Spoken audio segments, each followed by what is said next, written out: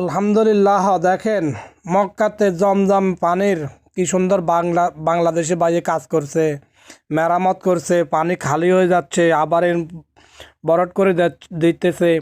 আর আমার মা বোনেরা ভাইয়েরা দেখেন কিভাবে খাইতেছে জমজমের পানি। জমজমের পানি দাঁড়াইয়ে খাইতে হয়, অনেকে জানে না। এটাতে কত বড় শেফা আছে দেখেন, হুজুর ইমাম সাহেবদের মুখ থেকে শুনেন।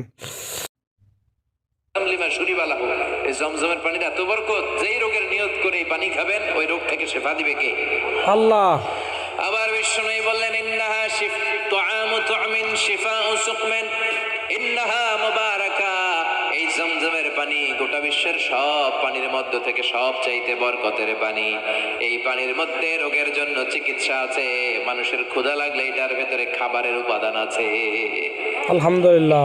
পৃথিবীর সব পানি শুধু তৃষ্ণা নিবারণ করে, শুধু জমজমের পানি তৃষ্ণাও নিবারণ করে, ক্ষুধাও নিবারণ করে।